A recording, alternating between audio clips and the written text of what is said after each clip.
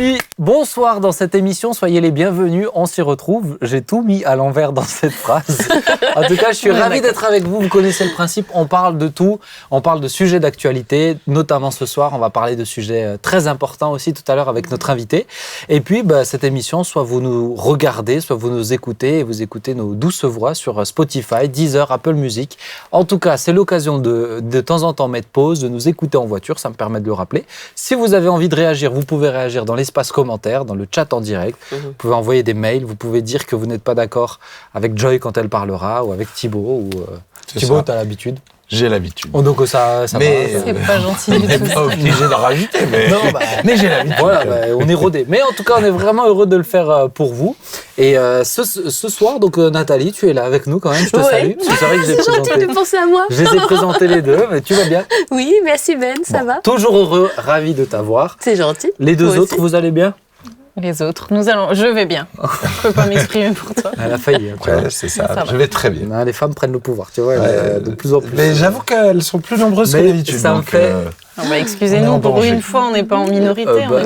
Ça fait plaisir, c'est bien. Vous serez en minorité avec notre invité. Donc, voilà, c'est ça. On s'en tire encore. Profitez-en. On s'en tire encore. Mais peut-être un petit sujet d'actualité. Je pense que vous en avez entendu parler, en tout cas vous qui êtes alsacien. Mais on enregistre au mois d'octobre. Et il y a quelques semaines de cela, on a eu un professeur à Thann. Thann, c'est à combien de kilomètres de Mulhouse? 20, 25? Oui, j'allais dire ça. Une vingtaine de kilomètres de Mulhouse, donc une petite ville près des montagnes, où un professeur s'est retrouvé à être pris un peu à partie par un monsieur qui était l'oncle d'une de ses élèves et qui a été menacé de mort. La seule chose qu'il a fait, c'est qu'il a évoqué les caricatures du prophète Mahomet. Il a évoqué également ce qui a été fait à Samuel Paty il y a un an de cela, si je ne me trompe pas, qui a été mort horriblement par décapitation, un peu plus d'un an, qui a été mort qui a été tué et décapité juste après. Donc une mort horrible, violente, qui a choqué tout le monde. Et ce professeur a été menacé de ça. On va te faire la même chose qu'à Samuel Paty. Cet homme a été arrêté. Maintenant, je voulais revenir dessus, voir un peu déjà... pour moi, c'est important, c'est des signes d'une violence qui monte. Il y a des années de cela, il y a quelques années, on n'aurait jamais osé faire une chose pareille. Aujourd'hui, on sent qu'une violence monte. Déjà, est-ce que vous auriez envie de réagir simplement? Je suppose que vous allez me dire que c'est pas bien et que vous n'êtes pas d'accord avec ça. Ça me rassurerait. Mais est-ce que vous auriez déjà envie de réagir à chaud? J'avoue que, pour le coup, le fait que ce soit proche de chez nous, en plus, ça rend la chose... encore tellement plus concrète, j'ai envie de dire. Samuel Paty, bien sûr, on était tous choqués, et, toute la France était dans l'émoi. Mais quand de telles menaces se reproduisent tout près de chez nous, ça rend les choses encore plus palpables pour nous. Plus concrètes. Moi, j'ai mangé là cette semaine avec un jeune qui est dans ce lycée-là et qui, quelque part, est touché directement et qui fait face finalement à tout ça et qui disait « Mais c'est tellement calme, il n'y a jamais d'histoire dans mon lycée. » Je veux dire, et de voir que c'est possible d'en arriver là, c'est ça. Là, dans un lycée calme, je veux dire, quand même d'un endroit hyper calme, posé, avec des gens quand même plutôt aisés, où... tu te dis, effectivement, cette violence, maintenant, elle dort, partout. Qu'est-ce qui fait qu'on en arrive là? Je pense aussi, tu vois, comme on brime quand même l'expression de plus en plus. Il y a une pensée unique qui est quand même très courante, qui fait qu'on est amené à se taire beaucoup. Et peut-être que chez les personnes qui ont du mal à contrôler leur énervement, ça peut exciter une certaine colère. Je me suis posé la question, tu vois, par rapport, qu'est-ce qui peut arriver à un homme de menacer de mort un enseignant? Parce que, comme tu le disais, avant, on n'aurait jamais pu imaginer être contre un enseignant de cette manière-là, en tout cas. Bon, alors, je veux peut-être ramener un autre angle aussi, mais on a vu l'impact que ça a eu, ces caricatures, au temps des attentats, quand même. On a vu que reproduire la chose, le réamener sur le devant de la scène, le présenter à des élèves, ça crée des réactions ultra-violentes. On revoit que de nouveau l'évoquer, ça crée... J'ai envie peut-être quand même de poser la question, est-ce que c'est bien de le faire ? Tout simplement. Est-ce que c'est bien de faire ces caricatures, blasphémer. Pour eux, c'est un blasphème. Hein, donc, est-ce que c'est cette forme de liberté d'expression? Il faut l'entretenir, il faut l'encourager. On est bien évidemment d'accord sur le fait de dire que c'est horrible, il ne faut surtout pas... La réaction bien sûr, est inexcusable. Bien sûr. Maintenant, est-ce que le fait d'amener ça comme forme de liberté d'expression, est-ce que j'ai envie de dire comme ça, c'est une liberté d'expression à encourager? Alors pour moi, non, quand même. Ça me fait penser à cette histoire de Femen qui était rentrée dans l'Église catholique et qui voulait... en fait, faire une scène d'avorter Jésus, en fait, dans l'Église catholique. Et, en fait, la Cour européenne, parce que la France, elle a émis un jugement par rapport à ça, et la Cour européenne reprend la France à ce sujet pour le manque de droit d'expression pour ces fémènes. Et là, je trouve que, justement, on atteint un summum d'irrespect total. Et il faut faire attention aussi entre droit d'expression, évoquer son opinion, mais jamais au détriment de quelqu'un dans l'irrespect. C'est toujours la question de la liberté, en fait. Ta liberté, elle s'arrête quand même là où celle de l'autre commence, entre guillemets. Tu vois, là, on a eu un jeune qui a fait ça a fait du bruit un peu ces derniers mois. Un jeune qui a fait une danse ultra sensuelle et sexuelle dans une église, en croque-top et en talons aiguilles, et qui s'est fait arrêter. Il y a eu un jugement, etc. Et tout le monde, la plupart des gens disaient mais c'est pas bien, il faut surtout pas faire ça. Mais quand c'est pour insulter le prophète qui est le référent pour tous ceux qui sont dans l'islam, on dit non, il faut continuer. Donc moi, ça me pose quand même une question. Je ne suis pas du tout musulman, mais j'ai envie de dire... manière globale, l'idée, c'est pas de choquer les gens. Quoi. Ça, c'est certain qu'aujourd'hui, si tu es dans la bien-pensance, alors effectivement, tu as une liberté d'expression absolue. Et si tu fais partie de la minorité, tu n'as pas le droit de t'exprimer. Mais est-ce que c'est vraiment la minorité, en fait? C'est aussi ça. C'est peut-être ceux qu'on entend le moins. Oui, c'est ça. Je pense que ceux qu'on entend le plus, c'est pas forcément les majoritaires, en fait. Mais que souvent, ils crient plus fort. Mais il y en a beaucoup qui pensent pas comme eux. Ou ils ont les haut-parleurs. Ils ont les haut-parleurs. Ouais. Ouais, est-ce que... Mais c'est pour ça, je pense que la question, moi je suis totalement d'accord de dire mais ça montre que la violence, elle est là, elle est présente, elle est juste tapis. Mais en même temps, moi je suis pas un fervent défenseur de dire il faut continuer à montrer les caricatures, etc. Je me sens offensé quand je vois des caricatures de Jésus. Exactement. Ça me réjouit pas. C'est juste que nous aussi, on a une foi qui est pacifiste. Chose qui, dans l'islam, c'est pas forcément le cas comme chez nous, en tout cas. Et je peux comprendre. C'est pas du tout une excuse, hein, mais je peux comprendre quand c'est plus juste de la réflexion. Attends, c'est qu'un dessin. Quand ça te prend aux tripes, t'es plus juste, tu agis en fait. T'es dans l'émotionnel, t'es dans l'impulsif et à faire des atrocités. C'est pas du tout une excuse. Hein, et en sachant que ça va provoquer cette émotion-là, donc être provocateur de réactions comme ça, inutile. Inutile. Ouais. Et après, tout dépend de la présentation des profs en fait. Oui, qu'est-ce qu'il a dit? C'est ça aussi qui là pour le coup, il l'a évoqué. Il n'a rien montré. Il les a même pas montrés. Il l'a évoqué. Et c'est donc la nièce de cet homme qui l'a menacé qui a haussé la voix en fait. Ensuite, c'est parti en altercation entre elle et le prof. Et en rentrant, elle l'a raconté. Et c'est ce qui a embrasé chez son oncle. Et qu'est-ce qu'il a dit? On sait ce qu'il a dit au sujet des caricatures? Il a défendu la liberté d'expression au travers de ce qui s'est passé par Charlie Hebdo et donc des caricatures et au travers de Samuel Paty.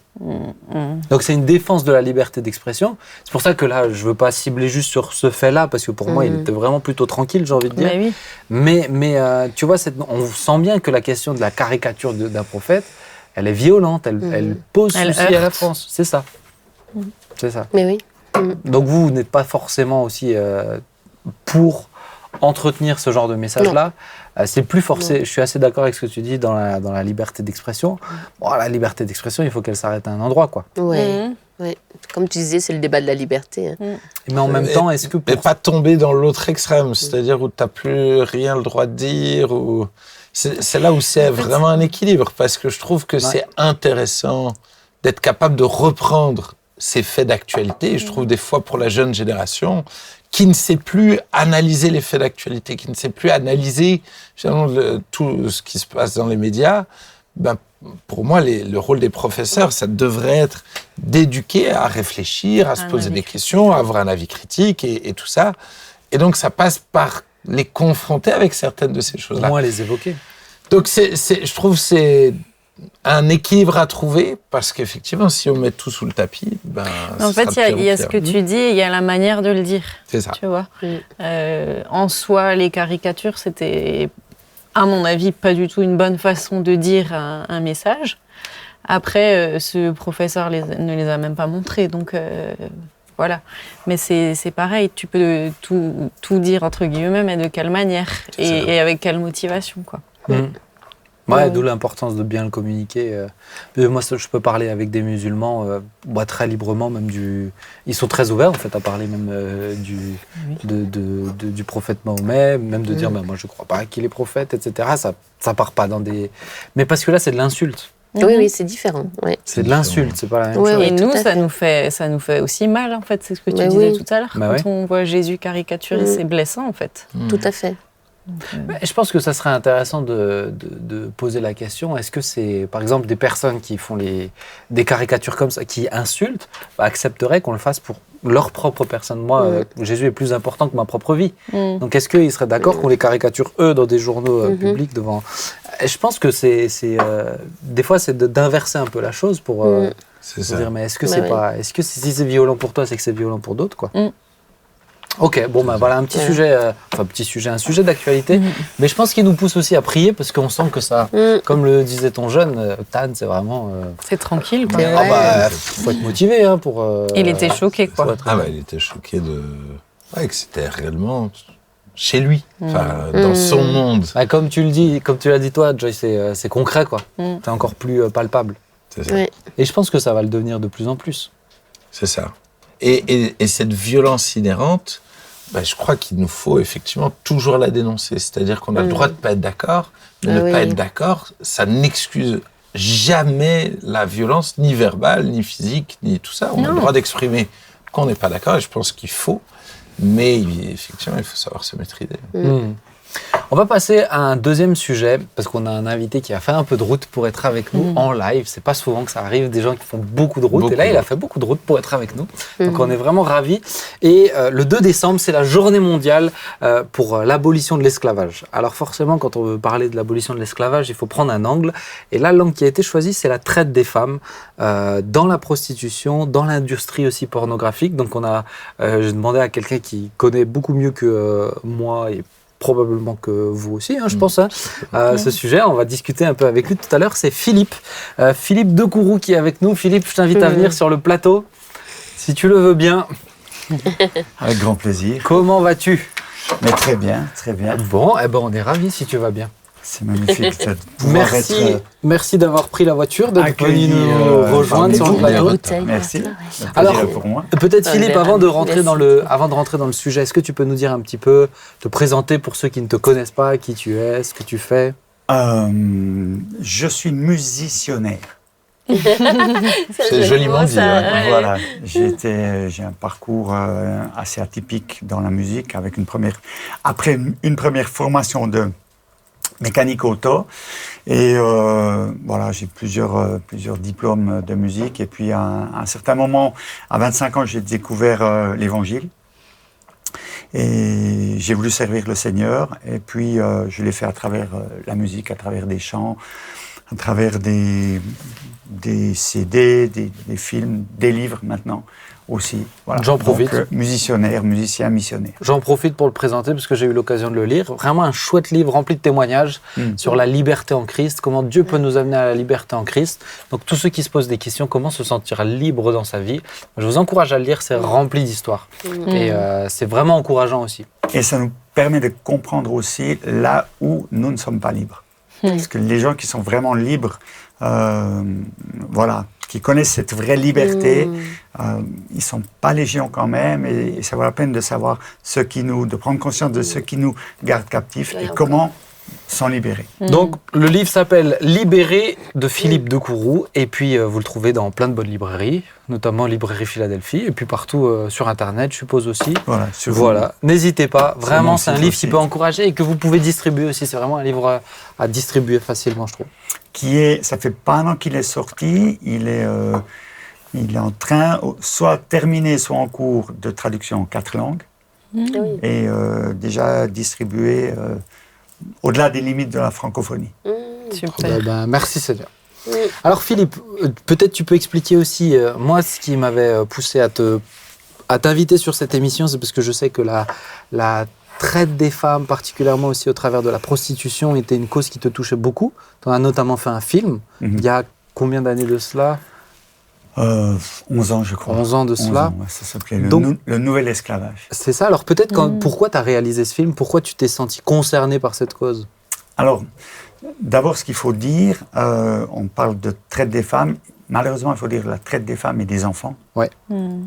Parce que malheureusement, les enfants sont concernés par cela aussi. En 2006, je tombe par hasard, on va dire, sur un film qui s'appelle Human Trafficking, trafic humain, qui passe dans les TV francophones. Et je suis complètement bouleversé par ce film, en réalisant que bien le trafic humain, des femmes, des enfants qui sont vendus à des fins d'exploitation sexuelle, c'est pas juste simplement à l'autre bout du monde, mais ça se passe chez nous. Et là, je suis bouleversé par cela, et j'ai vraiment un appel clair de Dieu. Ça m'est arrivé 3 fois dans ma vie, de vivre quelque chose, un appel clair à faire ce que je pouvais pour ça.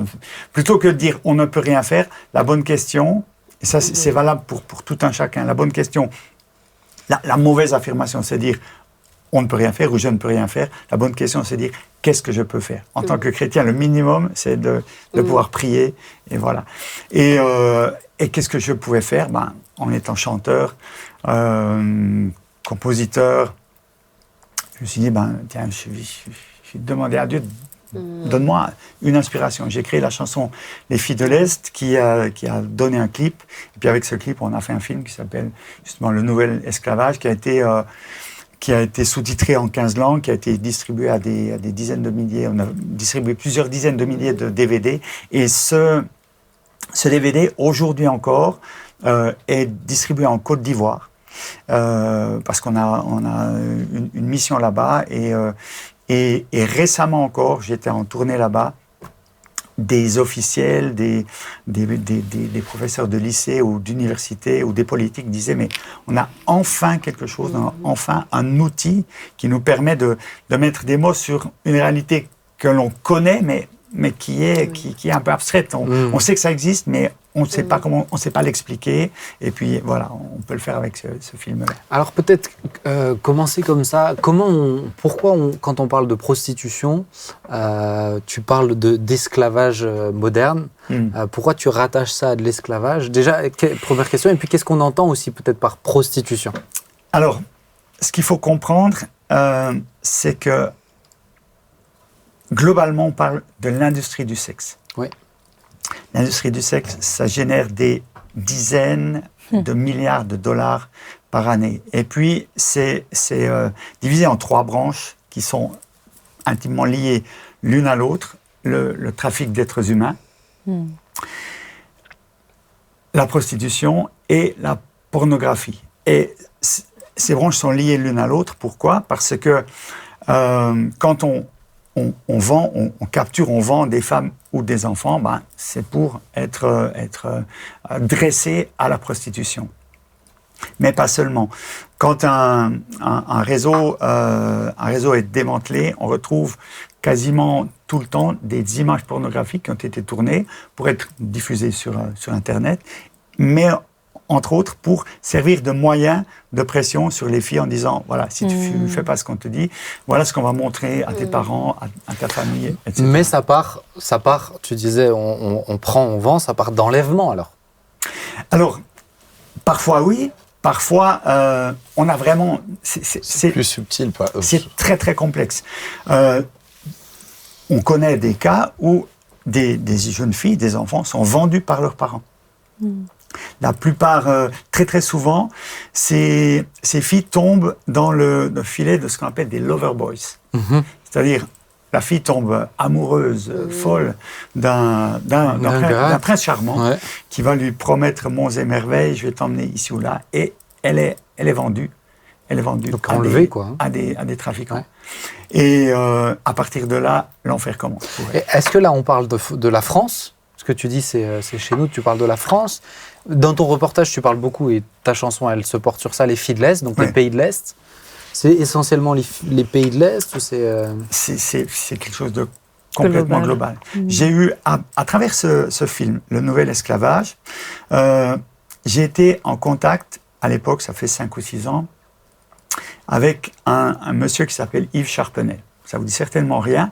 Si je vous dis que c'était le magistrat en charge de l'affaire du Carlton à Lille, qui était vraiment...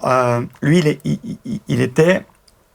il dirigeait l'accusation dans le procès DSK. Donc, vous imaginez un peu le profil de ce magistrat. Et lui, il m'a raconté une scène qu'on retrouve dans le film Taken, où il y a une vente aux enchères, voilà, de filles. Voilà. Et une fille est vendue, adjugée à un monsieur qui l'essaye sur place, qui teste le produit sur place. Et il te dit, cette scène, ça s'est passé en Suisse. Donc, c'est chez nous. Ouais. C'est chez nous.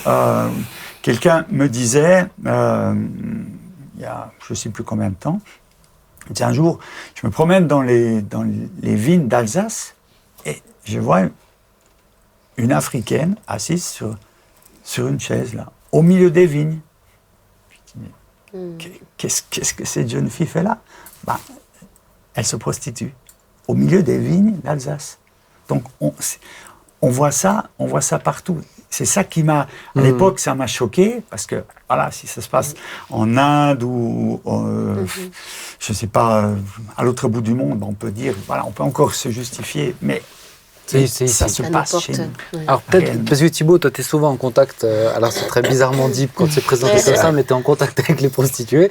Mais est-ce que tu retrouves un petit peu ça ? Parce que forcément, quand tu parles avec elles, elles te racontent un peu leur vie. Est-ce que tu retrouves ça dans leur quotidien, elles ? Exactement. Alors, comme dit, t'as quand même souvent un rideau noir. C'est-à-dire qu'elles vont très difficilement te raconter qu'est-ce qui est derrière. Il y a des filles où on l'assume, mais il faut une confiance pour qu'elles s'ouvrent, pour parler de quelle pression, c'est leurs parents qui les ont vendues, s'il y a une pression du pays. Donc, comme dit, les lover boys, en général, en tout cas, nous, elles n'ont jamais été jusqu'au bout de dire ça. Parce qu'il y a quelqu'un qui les manipule, qui les tient encore, en fait. Donc, c'est vrai qu'on découvre un monde où il y a une zone cachée, une grosse zone d'ombre. Et effectivement, elles sont à Colmar, effectivement, dans les vignes. À Mulhouse, elles sont elles sont dans la rue, mais de moins en moins. Parce qu'à cause finalement, c'est illégal aujourd'hui. Donc, effectivement, maintenant, ça part par Internet de plus en plus exclusivement. Donc, on les voit de moins en moins. Donc, elles sont de moins en moins. Avant, il y avait quand même un droit de regard dans la rue, où il y a des gens chelous, mais il y avait quand même du passage.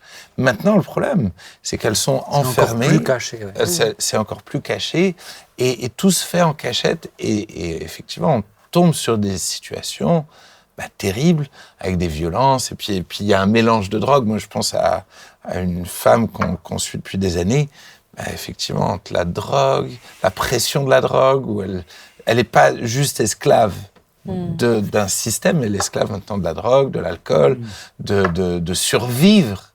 Et c'est terrible.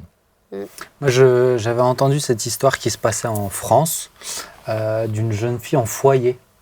Une jeune fille mineure en foyer qui avait sympathisé avec des jeunes, notamment une jeune femme qui en fait était une mac, tout simplement, Ça, on ne le dit pas, mais souvent, ouais, il y a c'est aussi vrai, très les mamas. souvent les mamas. Les hein. Nigériennes, c'est beaucoup Très, les souvent. mamas. Très souvent. Des femmes, et qui, donc, elle a été enlevée, en fait, de son foyer, elle a été placée dans une chambre. Il s'est passé des atrocités, vraiment des atrocités. Et jusqu'à un homme qui est venu lui aussi pour aller voir une prostituée. Il est tombé sur cette jeune fille. Il l'a vue tellement tétanisée, il a vu qu'elle était tellement jeune.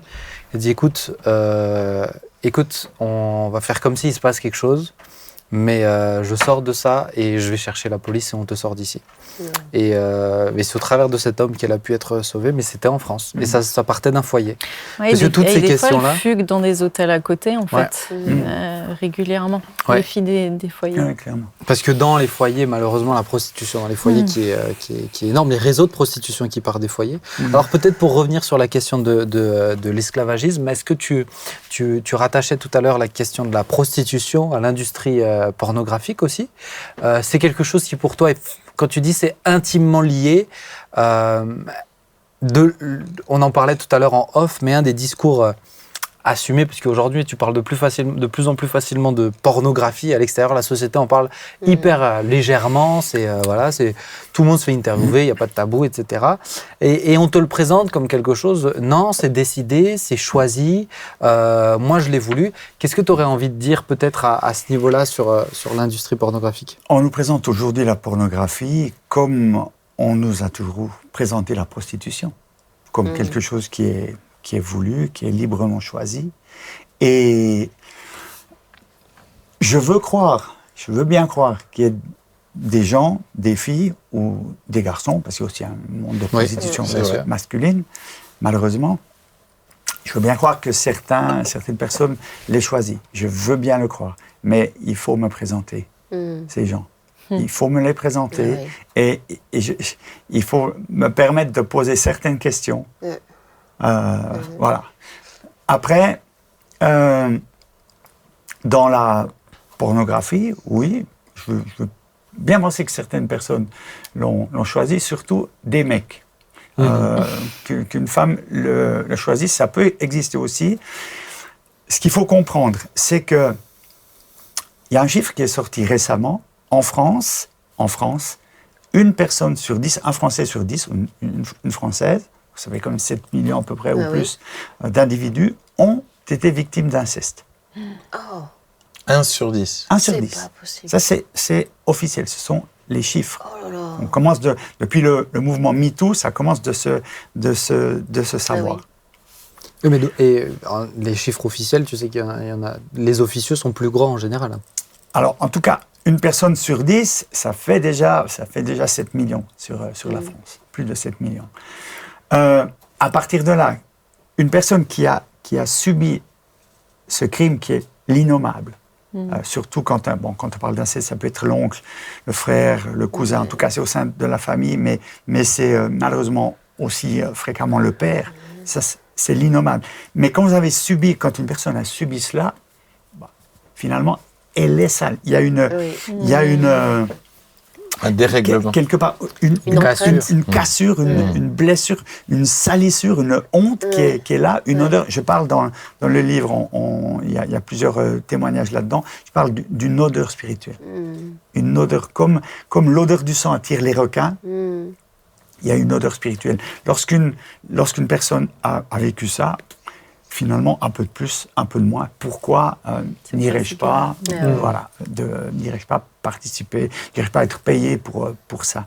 Maintenant, dans l'industrie du porno, il y a vraiment un mécanisme extrêmement violent, extrêmement pervers qui va fracasser les gens.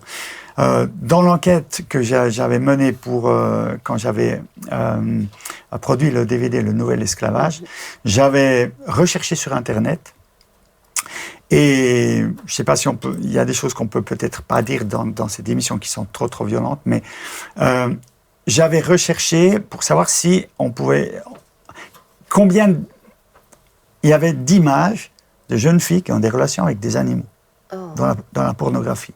100 000 pages. 100 000 pages. Et comment tu peux imaginer qu'une gamine de 16 ans va accepter d'être filmée avec tous les animaux de la ferme. Ben, c'est très simple. Il va rentrer dans la pornographie par la petite porte, par la porte dorée. On va lui dire, voilà, 800 €, on va tourner une scène, tout ça, magnifique. Mais le lendemain, pour 800 €, on va un peu plus loin. lui demander un peu plus. Ouais. Et au bout de 15 jours, pour 800 €, elle va faire ce qu'on lui dit. Et elle va tourner des scènes qu'une personne normalement constituée ne peut même pas imaginer. On ne peut pas concevoir ça. Alors, on va éviter des propos qui pourraient choquer, mais c'est au-delà du... Et d'où le fait que le terme aussi de violence sexuelle dans les pratiques aussi, les violences dans les pratiques sexuelles remontent beaucoup aussi dans la pornographie.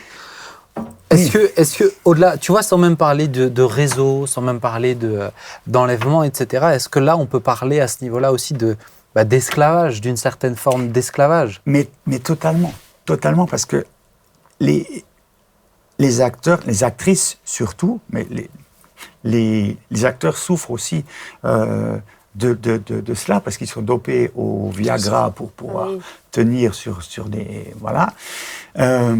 Mais il y a une forme d'esclavage complète. Les filles sont prises au piège. Il y a un taux de suicide chez les actrices ou les ex-actrices porno. C'est effrayant.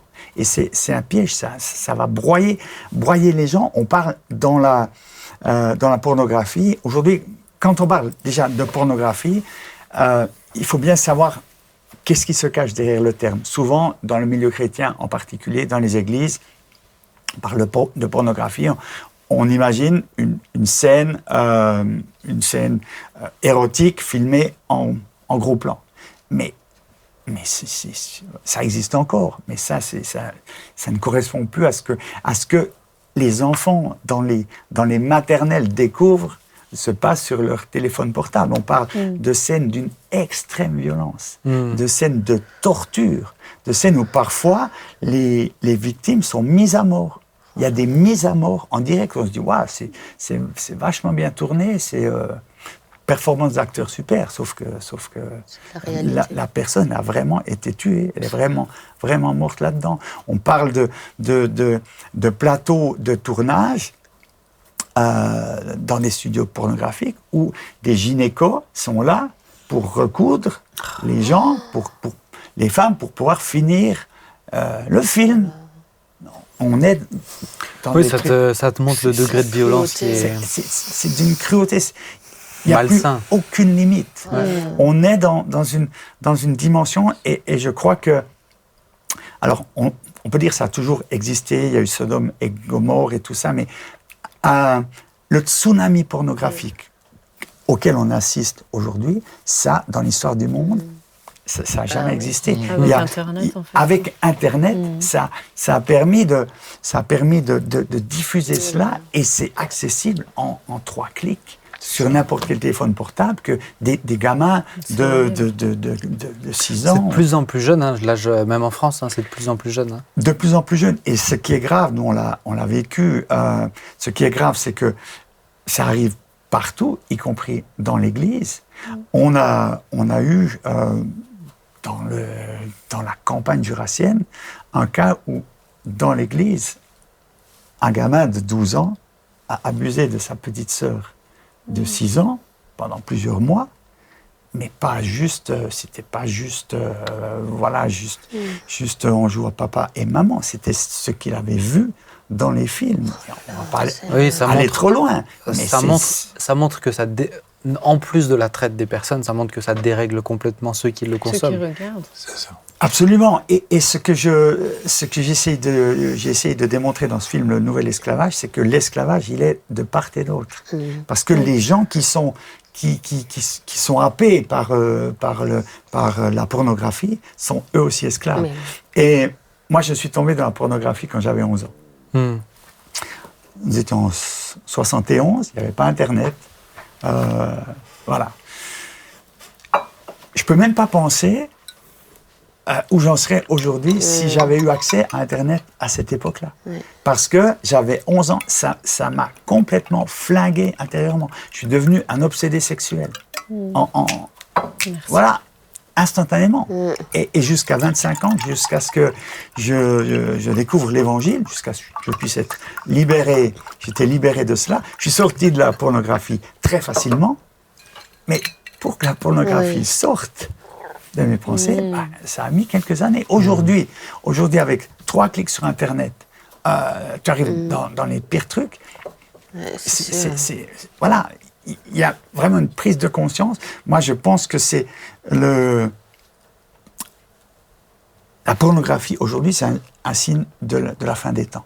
C'est vraiment l'assaut final. C'est vraiment c'est l'ennemi, le diable, parce que dans tout ce qui concerne le sexe, là, vraiment, Satan s'attaque au chef-d'œuvre de la création. Il s'attaque à la source de la vie. Il s'attaque à ce que Dieu a fait de plus extraordinaire. Il transforme l'extraordinaire, le plus extraordinaire, en dégueulasse. Et c'est vraiment l'assaut final. Peut-être juste, Philippe, je me permets, parce que ça m'intéresserait d'avoir votre retour à vous, Nathalie et Joy aussi, sur qu'est-ce que vous aurez envie de dire sur quand il parle, sans rentrer dans les détails forcément, et c'est bien comme ça, mais de cette violence faite aux femmes, en sachant que ça se passe chez nous aussi. Vous, en tant que femme, comment vous le vivez? Enfin, qu'est-ce que ça vous fait dire? Alors, moi, déjà, par rapport à mon passé, j'ai l'impression d'avoir vécu déjà des années d'or, moi, par rapport, tu vois, j'étais à la campagne française, loin. Je sais qu'il y avait déjà des gestes déplacés des garçons, des choses comme ça, mais quand j'entends ce que tu me dis, je me dis, mais c'est sûr que j'ai l'impression que ça s'est accéléré d'une manière mais dramatique, quoi. Clairement. Dramatique, parce que on pouvait se plaindre à la directrice pour des gestes déplacés, c'était déjà très, très grave. Mais là, ce que tu décris, tu me dis, mais c'est pas possible en si peu de temps que l'horreur de l'horreur, en fait, l'abomination, soit arrivée à ce stade pour les petits-enfants, en plus. J'ai qu'une envie, c'est de pleurer. C'est dramatique. Vraiment. Joy? Honnêtement, tu peux juste te dire, déjà être reconnaissante d'être moi là où je suis et là où j'en suis. Mais c'est sûr qu'ayant des enfants, en fait, tu penses à tes enfants, je pense à mes filles. Et je me dis, mais en fait, Seigneur, garde-les, parce que ça vient de partout, quoi. C'est ça, vraiment. Et c'est terrible. Et puis, comme tu dis, en fait, en tant que femme, c'est un cadeau précieux qu'on a reçu. Et tu as l'impression que c'est complètement bafoué, gâché par l'ennemi, en fait. Enfin, moi, quand tu parlais, très honnêtement, je me dis, mais c'est juste démoniaque, en fait. C'est démoniaque. Pour arriver à ces stades-là, c'est juste démoniaque de réussir à... Peut-être, comment vous pouvez expliquer, parce que moi, je dois dire, ça me pose question, tu vois, quand tu sais que c'est des femmes qui aussi le font subir à des femmes. Tu vois, on parlait des mamas, on parle... Comment vous voyez un peu cette chose-là, parce que souvent, il y a des gens derrière. C'est rare, les fois, si je comprends bien, même dans la prostitution, des gens qui se débrouillent tout seuls, etc. Mais comment vous pouvez expliquer que des femmes qui savent ce que ça fait, qui connaissent cette dimension de violence, mais qui soient capables aussi de le faire subir à des femmes? Pour moi, je rejoins sur ce que Philippe disait. C'est-à-dire que la violence engendre la violence. C'est-à-dire qu'il y a des violences qui ont déréglé ma conscience et qui font que tout d'un coup, je vais reproduire et je vais justifier. Et il y a toute forme de pression. Je me souviens d'une prostituée qui est sortie de la prostitution, qui s'est convertie et que je connais bien, qui nous suit sur le net. Elle disait, mais moi, je suis venue en France pour m'en sortir. Et donc, tout mon village a payé. Et donc, je suis arrivé en France, je pensais avoir la belle vie, et j'ai pas eu la belle vie. Personne ne me donnait de travail, j'avais pas les papiers, mais sauf que j'avais une pression derrière. J'avais une pression, et malheureusement, j'avais connu des mauvaises expériences au niveau de la sexualité, et tout d'un coup, la seule option qui m'est apparue, c'était la prostitution.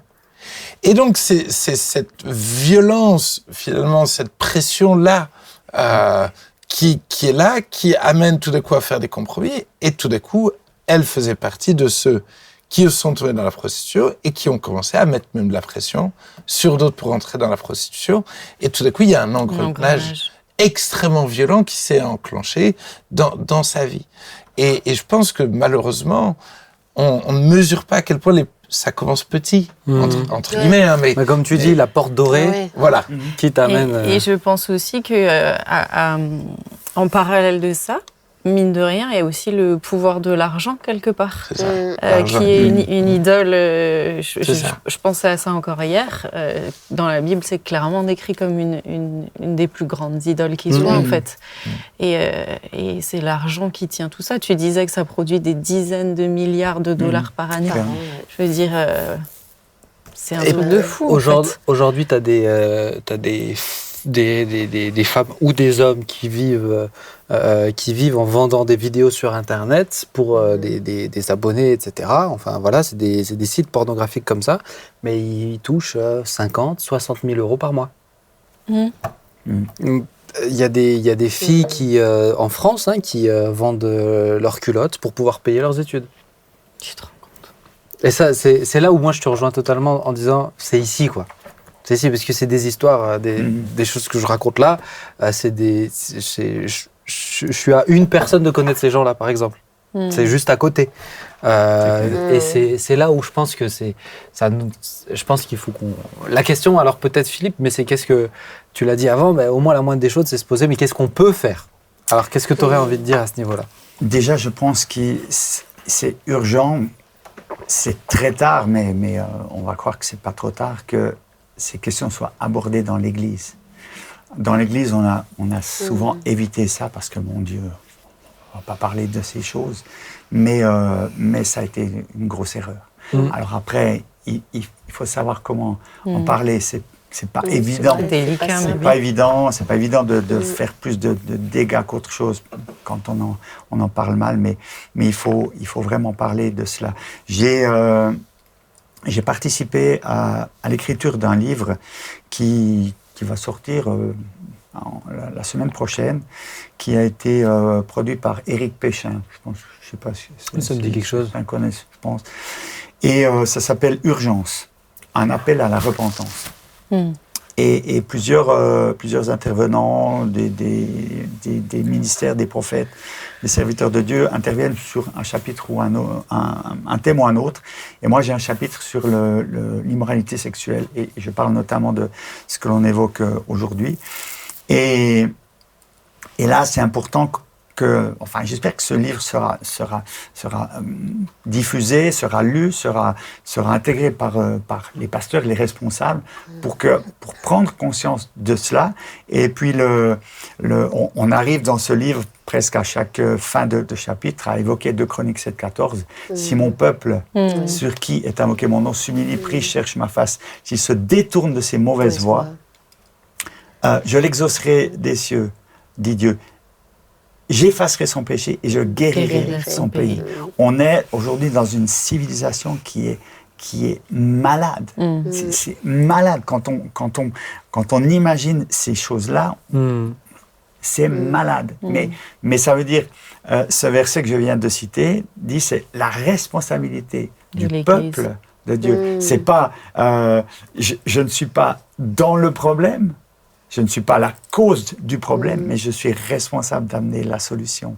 Donc, c'est urgent. On est vraiment dans une urgence. Et là, il y a vraiment quelque chose à faire, de pouvoir affronter ça, de pouvoir en parler, de pouvoir être conscient que dans les églises, les jeunes dans les églises, les garçons, c'est 6 ou 8 garçons sur 10 qui ont plutôt 8 qui ont des problèmes avec la pornographie, c'est 5 ou 6 filles.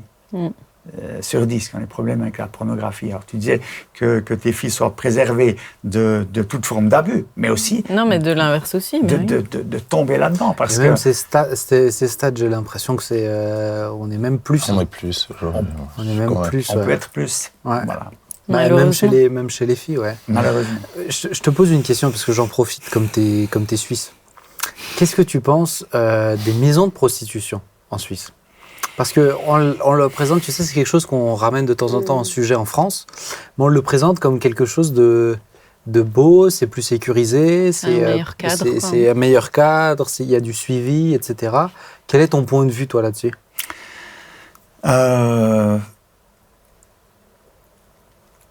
C'est peut-être moins pire. Voilà, si on doit choisir entre le pire et le moins pire, on va prendre le moins pire. Si on doit choisir entre la peste et le choléra, voilà, je sais pas ce qu'on va choisir. Mais toute forme de prostitution, moi, ce que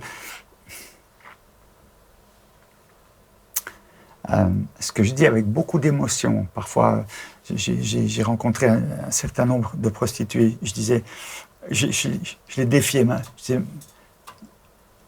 c'est quoi votre prix ? Elle m'a dit 40 €. Je dis, mais comment vous pouvez vous vendre pour 40 €? Alors, elle ne comprenait pas sur le moment. Je disais, mais mademoiselle, personne ne peut vous acheter au prix que vous valez vraiment. Même Bill Gates, on ne peut pas acheter ça. On ne peut pas acheter. Et donc, voilà, après, on peut essayer de se donner bonne conscience. C'est les gens qui essaient de se donner bonne conscience en disant oui, mais ici, c'est un peu sécurisé. J'ai vu une émission qui était très, très bien faite en Allemagne. Ils interviewaient le directeur d'une maison close en Allemagne. Le truc hyper, vraiment, le salon hyper sécurisé, clean, machin. Il disait, voilà, ici, les filles, elles travaillent. Et puis, il y avait une fille qui témoignait. Si tu regardais le film et que tu enlevais le son, tu pouvais te dire, cette fille, elle témoigne de sa rencontre avec Jésus. Très, très franchement, bluffant. Elle était rayonnante. Elle disait, waouh, c'est extraordinaire ce qu'on vit ici, tout ça. Tout beau, magnifique. Et le journaliste, super pertinent, il interviewe donc le patron, et donc il vend son produit, et il dit, monsieur, vous avez une fille ? Oui, j'ai une fille. Qu'est-ce que vous pensez ? Je serais très heureux qu'elle puisse prendre ma succession ici, alors tout va bien, je serais très heureux, magnifique. Et le journaliste dit, et si elle venait de travailler comme une... Le gars, il change de couleur. Il change de couleur. Il avale sa salive, il balbutie, il dit non, ça c'est... Tu vois ? Et c'était tellement flagrant. J'ai les meilleures conditions pour vous. Venez travailler chez moi, vous serez heureux, tout va bien. Regardez comment elle témoigne. Mais ma fille là-dedans, jamais de la vie. Donc, il a tout dit par ça. C'est un déshonneur. Voilà. Peut-être, j'aimerais terminer avec cette question, parce que le temps passe. Est-ce que tu as pu voir aussi des gens qui, un peu Thibaut, tu as dit, tu témoignes d'une prostituée qui en est sortie. Est-ce que c'est possible d'en sortir ? Est-ce que c'est possible de sortir de cette forme de trafic humain ? Oui, bien sûr. Alors si c'était pas possible, voilà. On est des serviteurs de Dieu. J'ai écrit un livre qui s'appelle Libérés, qui explique comment se sortir des pires prisons. Donc ça, c'est peut-être la pire prison qui existe en ce bas monde. Oui, c'est possible et il faut travailler pour ça. Et des gens comme toi, et il y a une équipe ici autour sur Mulhouse qui visite et qui essaie d'apporter. Oui, on peut en sortir. Mais les blessures de l'âme, seul Jésus-Christ, seule la foi en Jésus-Christ, seule la puissance de Jésus-Christ peut guérir ça. Et dans ce livre, je cite plusieurs témoignages de personnes qu'on a pu accompagner, qui ont vécu le viol, qui ont vécu l'inceste, qui avaient, parfois après des décennies, parfois après un demi-siècle, la blessure toujours ouverte, à travers la juste compréhension de l'Évangile, la mise en pratique toute simple, c'est tout simple, de la parole de Dieu, ces personnes ont vécu une vraie libération. Enfin, il y a deux choses. Ces personnes, on a pu très rapidement, autour d'une tasse de café, comme ici, autour d'une table, on a pu les amener à sortir de leur prison. Ensuite, quand elles sortent de la prison, elles sont sur un chemin de reconstruction. Mais l'étape de sortie de la prison, c'est très facile. C'est une porte à passer. Ensuite, il y a un chemin. Mais c'est possible. Et ça, c'est le message de l'Évangile. C'est ça qui nous passionne. C'est ça qu'on veut diffuser largement. Voilà, c'est notre vie. Je sais que c'est ma vie et je sais que c'est la vôtre aussi. Voilà. Moi, si je peux rajouter peut-être une réflexion, c'est que je pense que dans l'Église, on doit en parler plus. Et je suis un des premiers partisans de ça.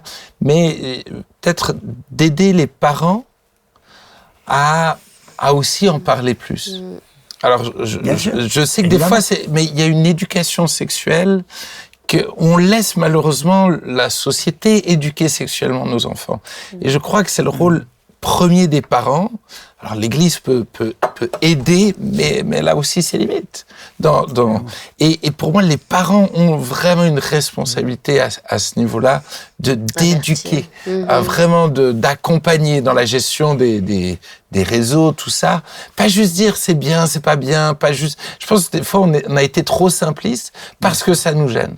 Et je crois qu'au contraire, on doit éduquer, enseigner. Alors il y a un âge pour chaque chose et tout ça, mais on doit être vigilant là aussi, parce qu'à force de repousser, la société, elle atteint les jeunes dans un âge tôt.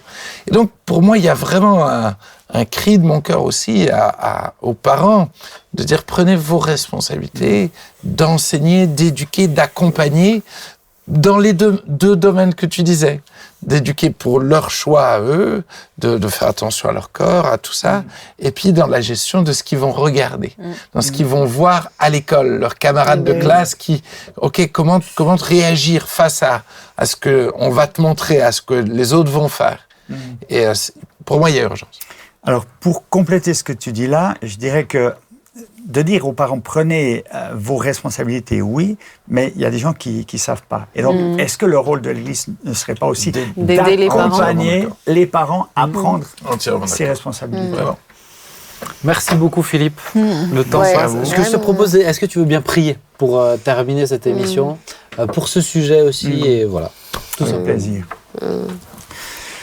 Notre Père, nous avons cité tout à l'heure ce verset qui nous responsabilise. Si mon peuple, sur qui est invoqué mon nom, prie, s'humilie d'abord, prie et cherche ma face, il se détourne de ses mauvaises voies, je l'exaucerai des cieux.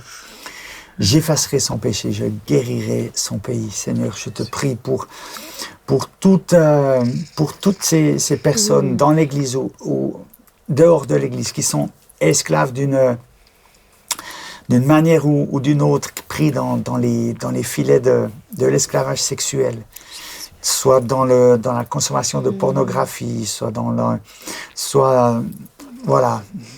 diverses choses. Seigneur, tu es venu libérer les captifs. Tu es le Dieu qui libère. Nous savons que l'ennemi vient voler, égorger, détruire. Mais toi, Seigneur, ta parole nous dit que tu es venu afin de détruire les œuvres du diable. Et tu nous dis, celui qui croit en moi fera les œuvres que je fais. Il en fera de plus grandes. Et nous avons, en tant que serviteurs de Dieu, en tant que ministère engagé dans l'Église, nous avons une responsabilité. Je te prie pour nous, pour cette équipe, pour l'Église ici de la PO, mais je te prie pour l'Église en général, Seigneur, de donner à ton peuple ce souci de prendre cette responsabilité et de tenir son rôle et de pouvoir lutter, de pouvoir faire sa part pour lutter contre l'innommable et pour freiner ce tsunami d'immoralité qui déferle sur le monde actuellement. Seigneur, je te prie pour les victimes, pour toutes ces personnes qui ont vécu l'abus, qui vivent avec des blessures. Je te prie qu'elles puissent découvrir la guérison en toi, une vraie guérison, une vraie sortie de leur prison, Seigneur. Et merci de nous aider à être simplement des instruments tranchants dans ta main, afin de pouvoir opérer des miracles en ton nom. Que ton règne vienne et que ta volonté soit faite dans chacune de nos vies. Au nom de Jésus, Père. Amen. Amen. Amen. Amen. Merci beaucoup. Merci Philippe de tout cœur de te déplacer, d'avoir pris ce temps. Merci à vous trois pour cet échange aussi. Et puis, chers amis, merci à vous pour cette émission. Vous la suivez. Et puis, je vous encourage à partager cette émission, cette partie aussi avec Philippe. Je pense qu'elle peut faire du bien à beaucoup de monde éveillé sur la réalité, l'envers du décor. Donc, je vous encourage à la partager. Que Dieu vous bénisse richement. Rendez-vous vendredi prochain pour une nouvelle émission. On s'y retrouve. À plus. Ciao. Bye bye.